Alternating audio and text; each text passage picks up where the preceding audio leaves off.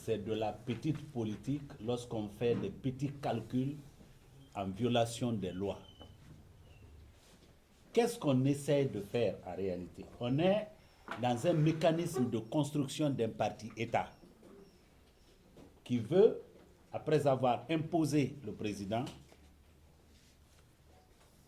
se donner les 99% de l'Assemblée, les 99% du Sénat, pour que on fasse ressembler la Guinée pas à une république, mais à un empire ou à un royaume dont le président sera le monarque absolu.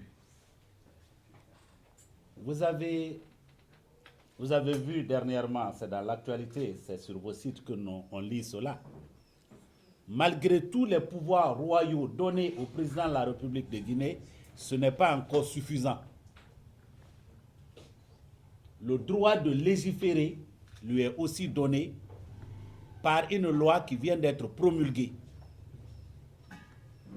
On veut donc que dans les urnes, on prouve encore une fois qu'en Guinée, désormais, il n'y a que le CNRD.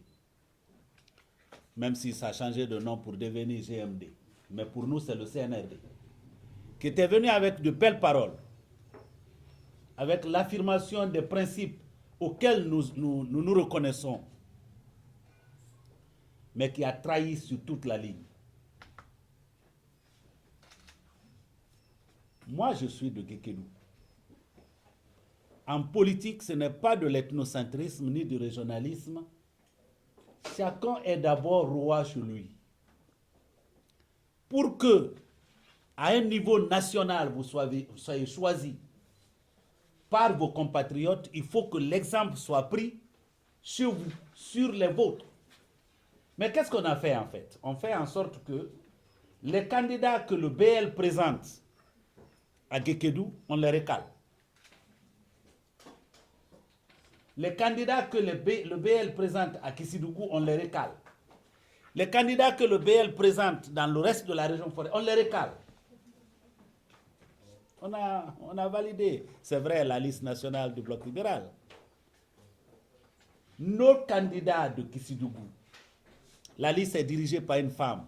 On passe le temps à ronronner dans les oreilles des gens, il faut faire la promotion des femmes. On leur offre une opportunité où une femme dirige une liste. On recale. Cette liste n'a même pas été acheminée à Conakry.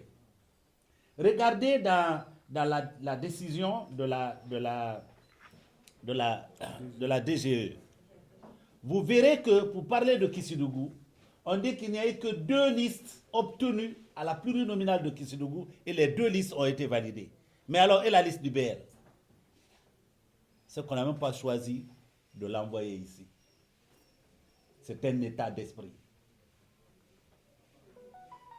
Tout a commencé par la violation de la loi en mettant en place une commission électorale qui ne comportait aucun représentant des compétiteurs.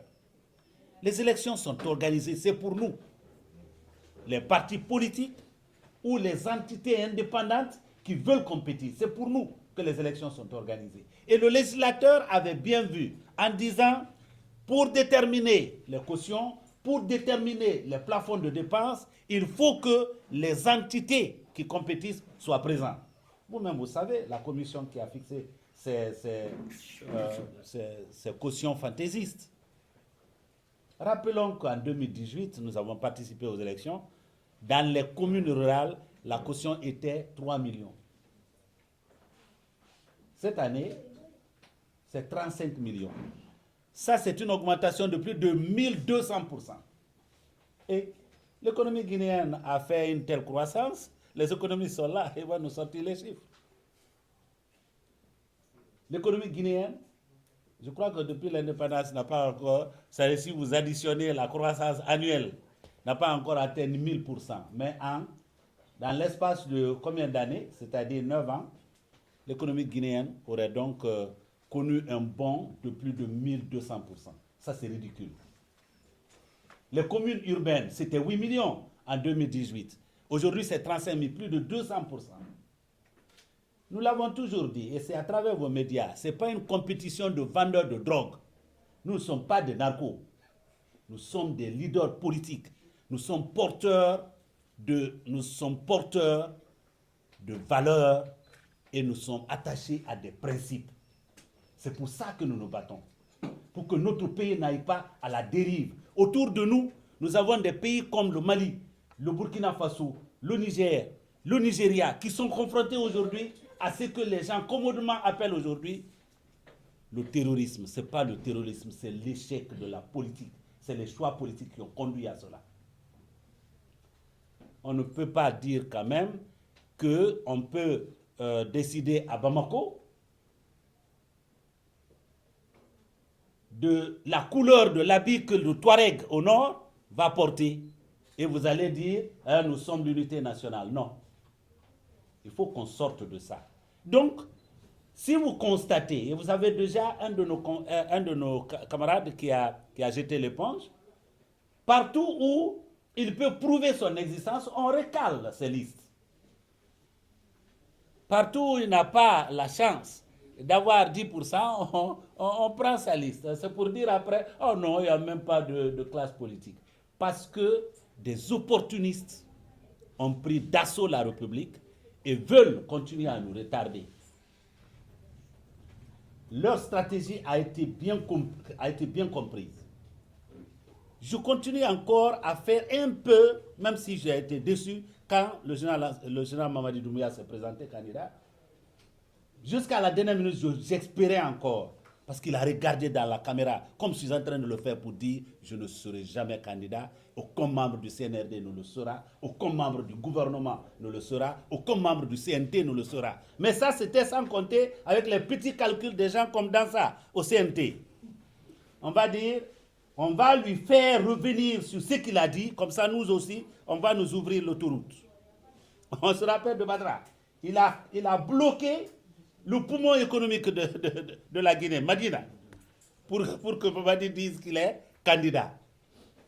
Voilà des opportunistes comme ça qui prennent d'assaut la République et qu'on veut imposer au peuple de Guinée pour que la même chose qu'on a connue depuis des décennies continue de se faire. On n'est pas d'accord avec ça.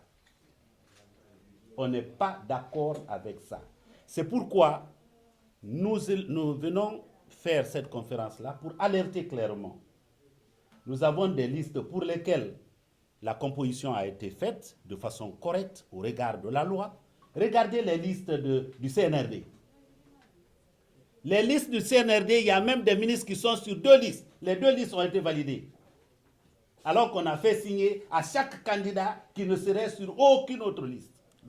Mais ça a été validé. C'est pour dire que la GMD n'est qu'une section du CNRD. Comment on appelle ça? La DGE est en train de se comporter clairement comme un organe partisan. On a dit, si vous ne faites pas l'alternance homme-femme sur les listes, on rejette. Mais c'est une règle qui ne s'est appliquée qu'à ceux qu'on considère être des opposants. Regardez certaines listes du CNRD. Vous trouvez, si une liste plurinominale est composée de 4 personnes, tous des hommes, ça a été validé. Ça a été validé. Et ce qui a été énervant, c'est lorsque la liste que nous avons déposée, le BL a déposée ici à Tombolia. Comme vous le savez, vous lisez la loi, la pire des lois qu'on a dans cette République, le code électoral. Vous vous rappelez que le Bloc libéral avait fait un recours à la Cour suprême pour qu'on fasse une seconde lecture. C'est une loi incohérente. Lorsque vous la lisez, vous passez parfois de l'article 120 à l'article 112. Vous comprenez? En contradiction avec la Constitution, conçue comme des amateurs, nous avons pris le soin d'aller vers la Cour suprême pour demander qu'on réenvoie, n'est-ce pas, au CNT pour une seconde lecture. On ne l'a pas fait. Mais arrêtons-nous sur certains principes. L'article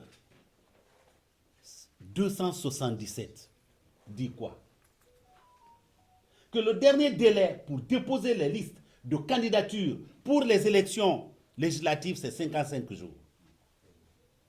Pour les élections sénatoriales, c'est 70 jours. Pour les élections communales, c'est 45 jours. Nous partions pour les élections du 24 mai 2026. Faites le décompte. Quel était le dernier jour pour le dépôt de candidature? Ça devait être le 9 avril.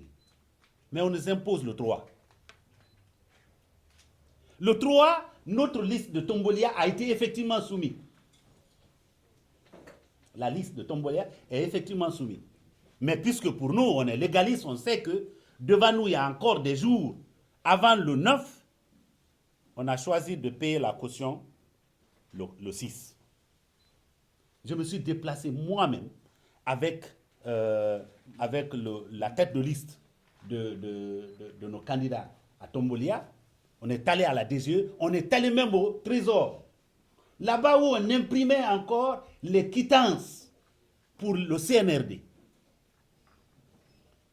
On nous a traités comme de la paria. On n'a pas accepté notre liste. C'est la même chose qu'ils ont fait à Kissidougou.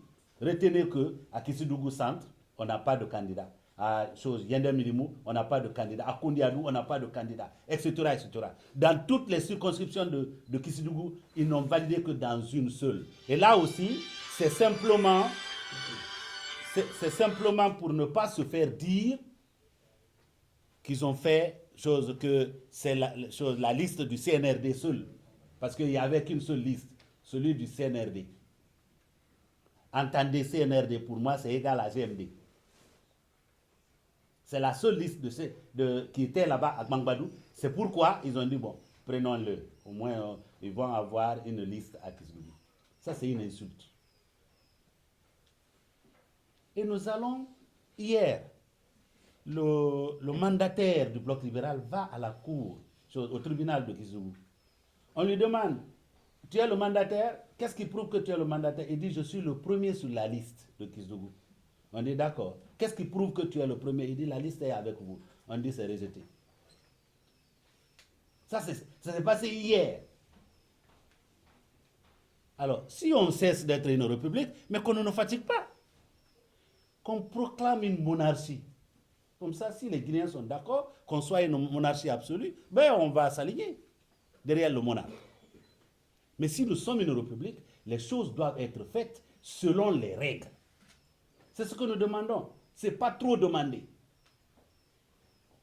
Il n'y a aucune liste qui a été validée ou qui a été rejetée après une notification préalable. Lorsque vous lisez les articles 166, ça c'est du code électoral pour les élections législatives, et 242 pour les élections communales, il y a une notification préalable que le législateur a prévue. C'est pourquoi, lorsque vous venez déposer une liste, elle n'a pas besoin d'être complète le jour que vous la déposez.